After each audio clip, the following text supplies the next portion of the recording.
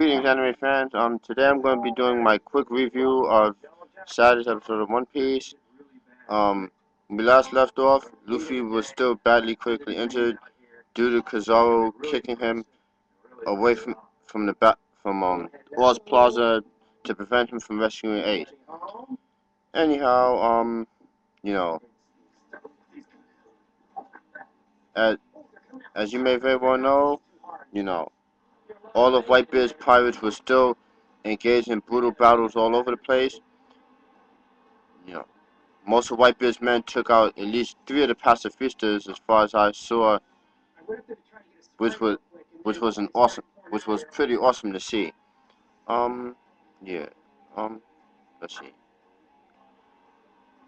Meanwhile, you know, we we saw Ace, nearly bending over, crying because he remembered his past when he was, basically asking about um Goldie Roger and many and how Ace was beating up random people for talking ill about Roger, saying that he was a liar and a bullshitter and that he wasn't really rich and that he was a murderer and things like that.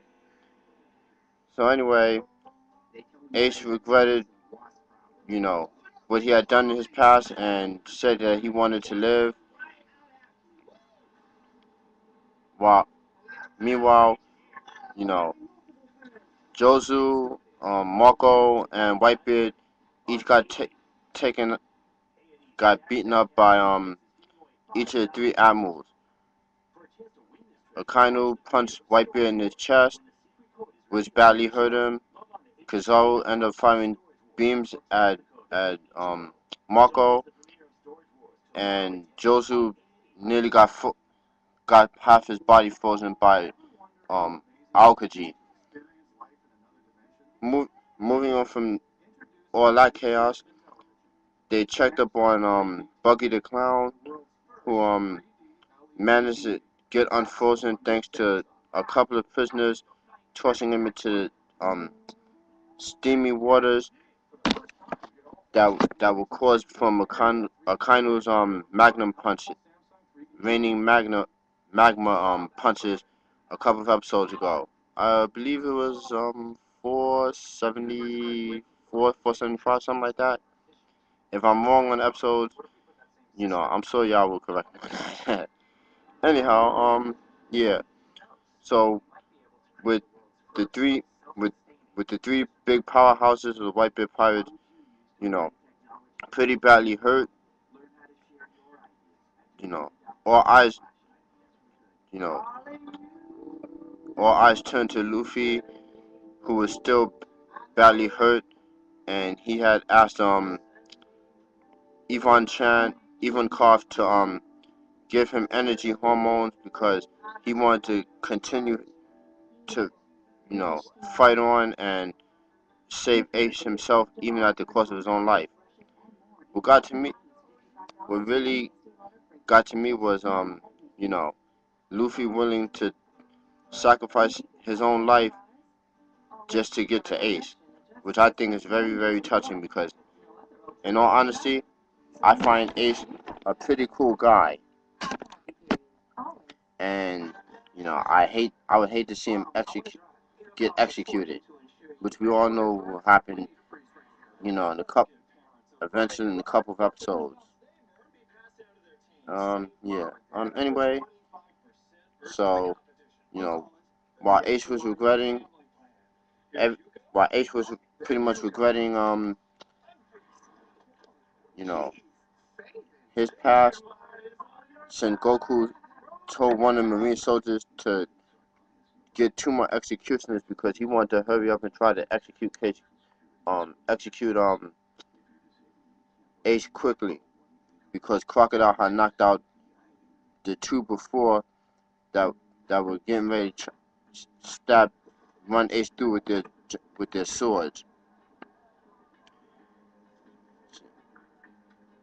And meanwhile, in another area of Oz Plaza, Helmeppo was telling Kobe that he shouldn't bother trying to get involved because everyone that was fighting was just too powerful, and that Kobe would eventually get killed, you know, in the crossfire of all the attacks that were taking, explosions and stuff that were taking place.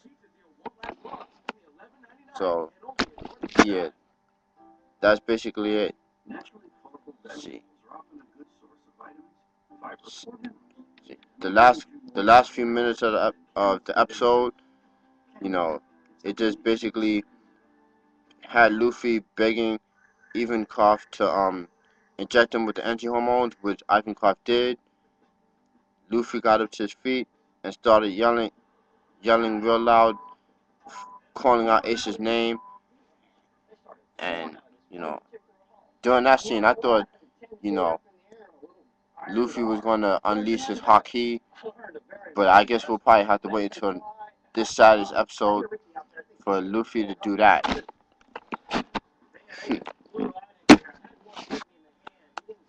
a lot, you know, a lot of, you know, a lot of great fights took place. A lot of, you know, stuff happened between the Whitebeard pirates and the Marines, and it's getting really, really intense.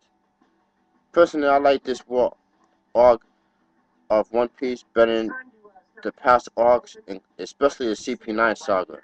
Which I think this war arc surpasses that, you know, 10 times over. In any case, moving on from One Piece to yesterday's episode of Fairy Tail, where we last left off with Fairy Tail, Natsu was continuing to, you know, take Windy Chaw, and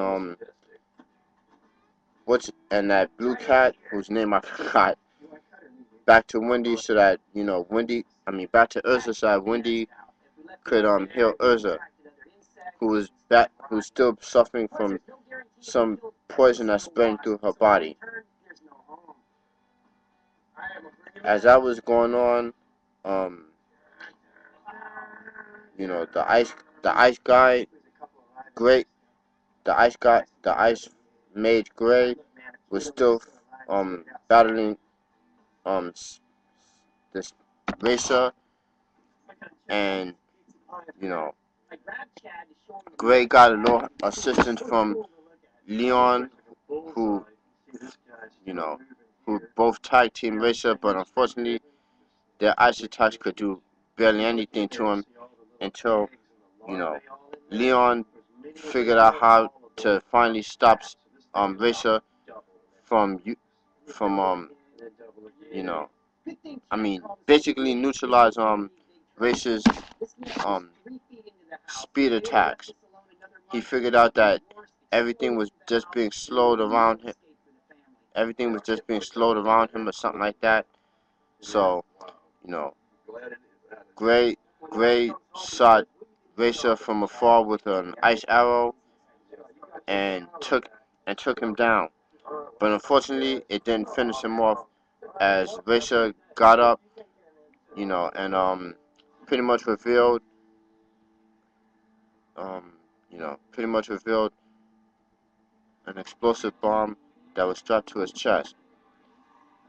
So, you know, Leon did the only thing he possibly could do to save Gray himself and the pink-haired girl from, you know, being blown to bits, and Leon sacrificed himself, you know, to keep Gray alive. While it was sad to see Leon die, or supposedly die, I'm, you know, assuming.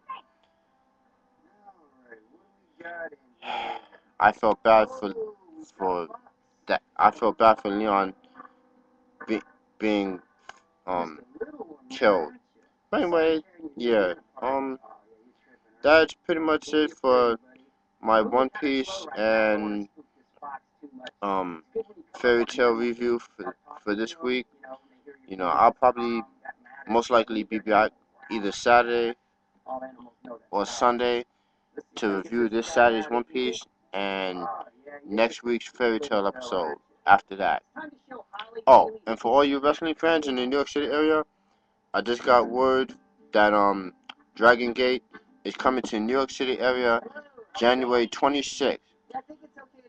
You know, so if you want to attend, if you want to go to Dragon Gate Wrestling, you know, be sure to hit up, the website, you know.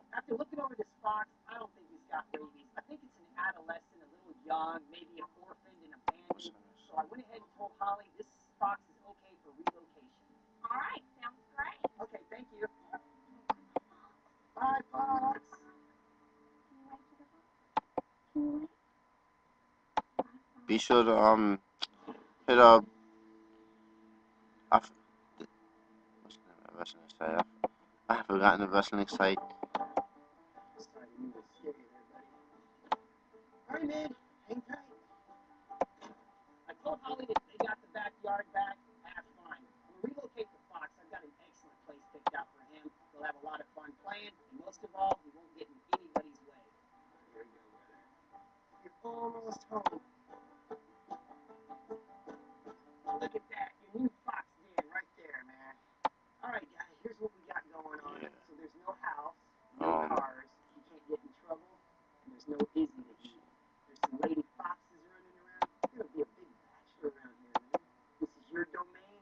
Yeah, like I said, Dragon Gate coming to the New York City area in January,